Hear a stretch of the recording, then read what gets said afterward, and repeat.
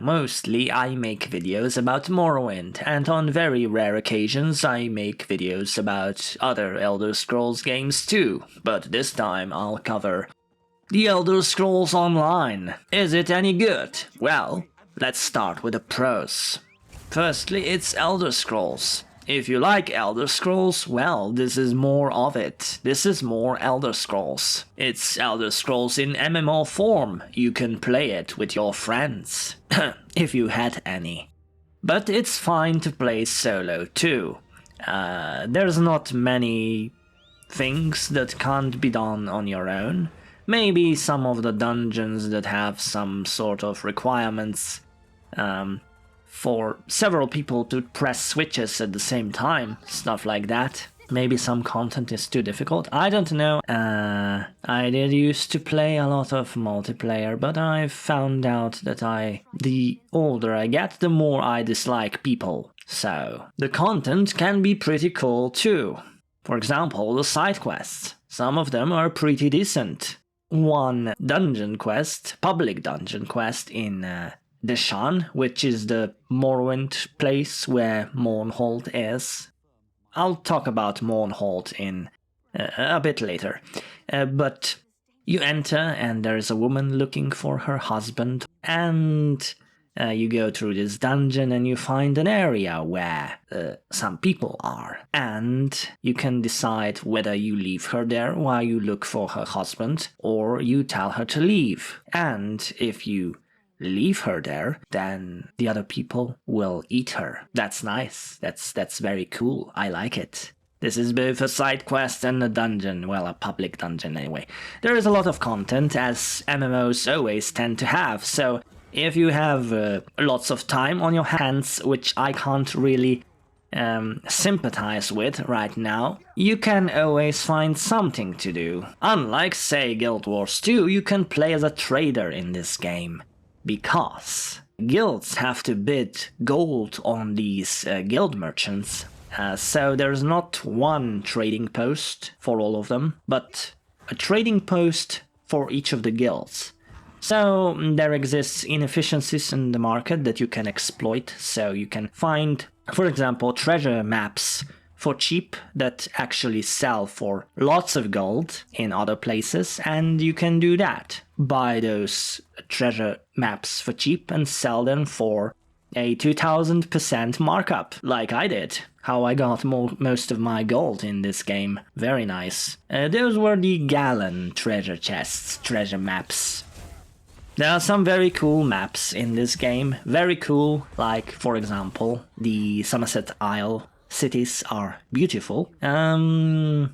The island that is near the Somerset Isle that is accessible in the base game is also pretty nice, though not really comparable to Somerset Isle. And Morrowind, of course. There are things about it that I don't like, but it looks pretty good. And there are other places that look great, especially the newer areas, such as Gallon and what was it?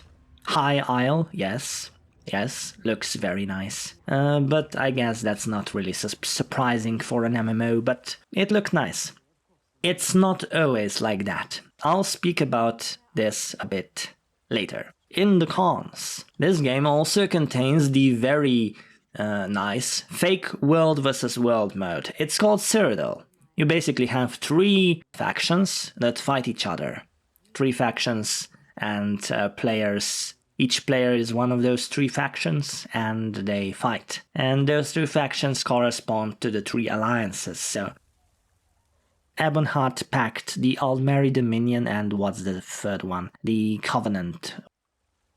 It's basically war of those 3 factions. I didn't really play it a lot. A friend of mine, the furry one, likes it.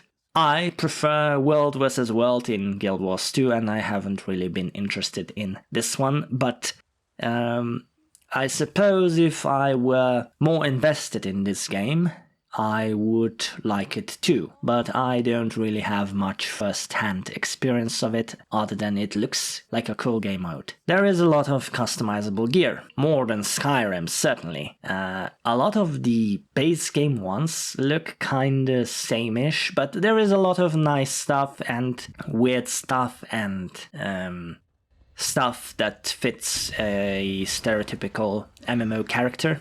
Yeah, but one thing that I really like, much more than gear, because I honestly don't care about it much in this game, is buying and furnishing houses. I really enjoy it, though furnishings are a bit annoying to get as you start out. Once you level up your crafting and you play the game consistently for a while, you will come across lots of different furnishing recipes. Because the best thing to do is to craft them yourself. It's actually traders, guild traders, basically players who sell you this stuff and you can buy it from them, don't really have a good incentive to sell furniture because you have limited selling slots. And furniture doesn't really sell all that fast. So, for example, if you only are a part of one trading guild, you have 30 slots. And you want to sell something that sells fast or reliably or for a lot of gold. Furniture really isn't that in this game. Fast would be something like raw materials. It's reliable too, like Drew wax or whatever the upgrade materials are for the other types of items. Because I can't really think of what it's called right now, but whatever. But basically, don't expect to find furnishings in guild traders a lot. You will see them occasionally, but if you intend to furnish by buying alone, you are going to be disappointed. So the best thing is to play the game for a while and get furnishing recipes and level up your crafting, and you then craft that shit yourself. I did already mention the fact that in this game you can actually play as a trader, and it doesn't feel too hard to make lots of gold, even make it consistently.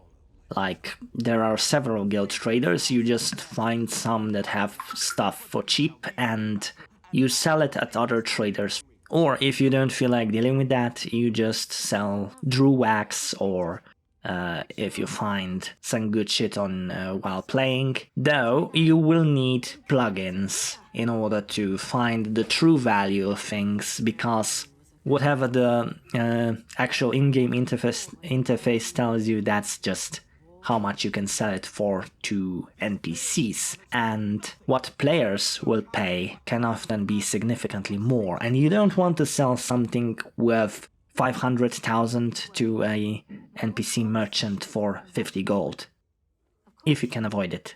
Though early on such mistakes are inevitable. So here I have one thing that's neither good nor bad, and those are overarching map storylines. Basically, the major quests on a specific map connect to each other and are related and are different parts of the same story. So the story advances from the first area where you arrive on a specific map and to the end. This is good. The bad part is where maps feel disconnected from each other. Not entirely, like there is overarching alliance stuff going on, but you have like the Shan in the Ebonheart Pact, where the main thing is this Melbourne faction who are doing bad things and spreading a plague and have a fake cure that actually makes people into zombies. I'm probably not explaining it properly because I haven't played it in a while, but that's the Shan. And one map lower that I can't remember what it's called is something entirely different. And Stonefalls above is about war with the Covenant. So it's kind of vaguely connected but disjointed, so I will say it feels neither good nor bad. Cons. What is bad about Elder Scrolls Online? Well, firstly, it doesn't work. I made a significant purchase for this game. Not some microtransaction garbage, but content. And like 3 days later, my game stopped working and showing me this error. I tried all the possible fixes I found on the internet, and none of them worked. You can't do something like verify files on Steam because the ESO launcher has its own repair option, which is obviously inferior because it doesn't repair shit. It still doesn't work. So, because it doesn't work, in order to play, I had to support the company that made RAM more expensive. Now, next thing that makes the whole not working thing worse is the big install size, like 150 gigabytes or something. If you expect me to install 150 gigabytes of stuff, it had better work. I reinstalled it twice in order to try fixing it. Plus various other attempts that produced nothing. And included in that is that patching takes forever to do. Like, when this game applies a patch, it doesn't download and switch 1 gigabyte of it. No, it's always like 50 gigs, and it always takes like 30 minutes, and it sucks. And the patching always tends to happen when you actually want to play. This is not limited to Elder Scrolls Online. Like Windows. Another problem with this game is the price. Elder Scrolls Online wants your money. And it doesn't want some of your money, it wants all of your money. Let's start with an easy one. Buying all expansions, like you have this option to buy the latest expansion and all previous expansions. But that's a lie. Buying all expansions doesn't actually give you all expansions. Because there's expansions, then there's DLCs. Why is there a distinction? But basically, DLCs are sold for crowns in the in-game store. Then there's microtransactions for all things. For example, I mentioned that furniture is kinda hard to get at the start of the game. Well, worry not. Should you get access to a house, which you can get pretty early on and for free, well, not a house but a room, ESO helpfully offers to sell you furniture outright for money, crowns. It's very cheap, so you can like get loads of it at the same time, but it's greedy as fuck. It also tries selling you all sorts of items like potions and repair items, basically everything. It also sells you houses, even those that can be sold, can be bought for in-game money, so gold. They are rarely cheap. There are some houses that they expect you to pay 100 euros or whatever for. I'm not paying 100 euros for an in-game house. And they try to sell you a pet rock, which is how you know that ESO would try to sell you a piece of shit from the ground, if they could. Lots of this stuff can be gotten in-game, for gold or as some sort of reward. As a newcomer, you don't know that. Then there is the monthly subscription. I mentioned that there are all sorts of DLCs and expansions, and with the subscription, which is called ESO Plus, you can access all but the latest of these areas temporarily. Also, the monthly subscription gives you access to the craft pack, which is material storage for your resources, crafting materials, raw and whatever you refine using your crafting. Without the craft pack, inventory is horrible to manage. With the craft pack, it's suddenly no problem at all, because there's so much of this shit that, look, if you want to craft, you will either have a horribly annoying time with inventory management.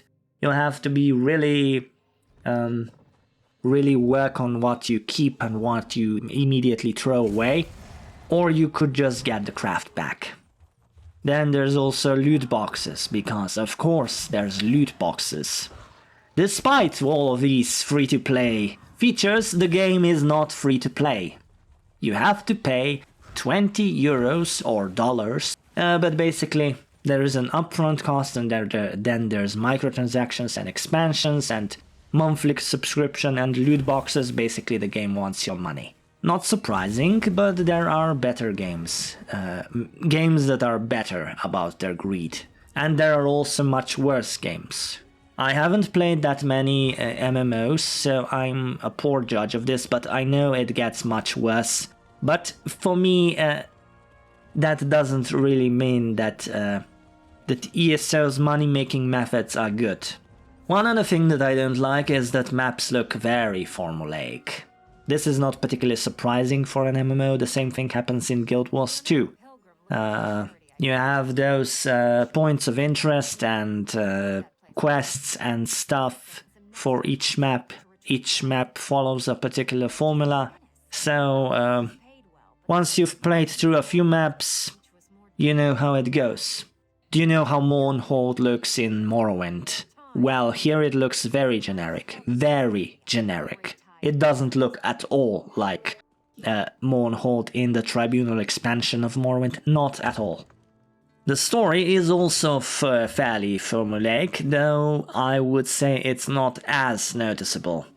Basically, whenever something goes wrong, there is a Daedric prince responsible for it. The Daedric princes are guilty.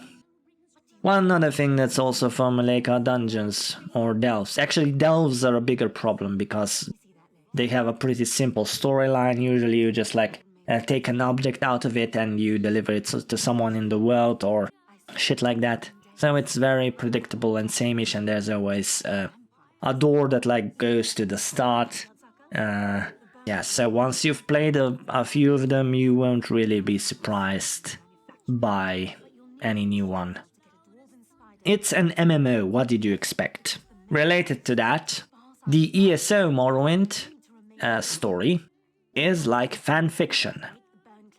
Written by a guy or a girl that really liked Morrowind and basically wrote a short story about a self-insert who went to Morrowind and met their favorite characters and helped them through a crisis that conveniently happened at that time of their visit. Not disrespectful, at least in my opinion, not disrespectful like Disney Star Wars, because Disney Star Wars is hot garbage, even the first one. I don't know why people liked The Force Awakens.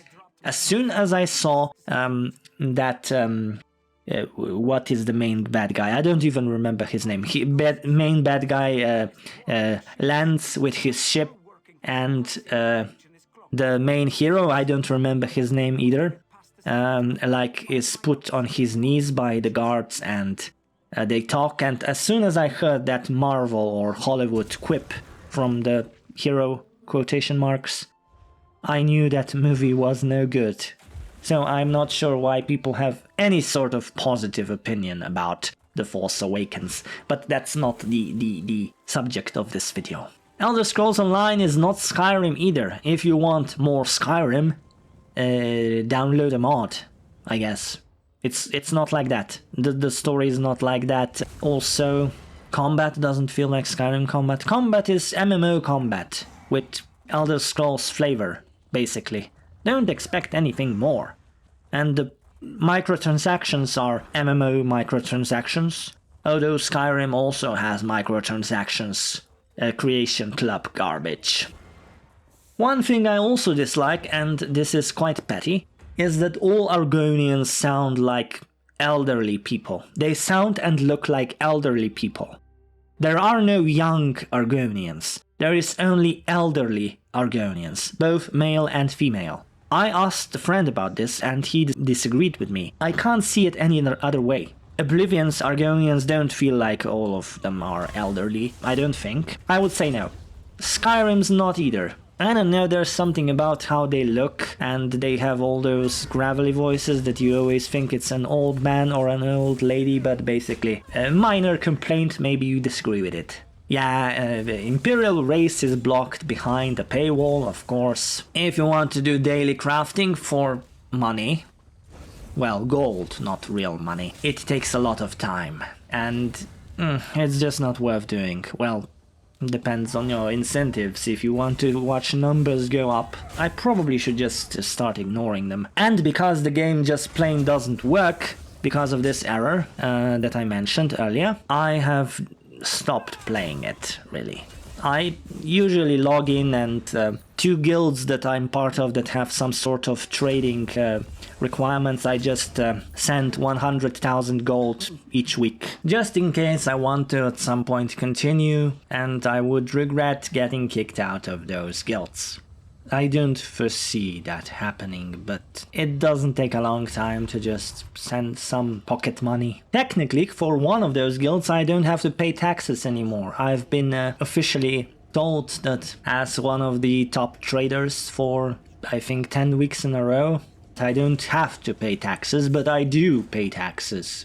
Well, this video has been hot garbage, which means you probably skipped to the end, in which case, go die in a fire. Or you actually watched it, in which case, thanks. I have nothing else to say. So thanks for watching, and I'll see you later.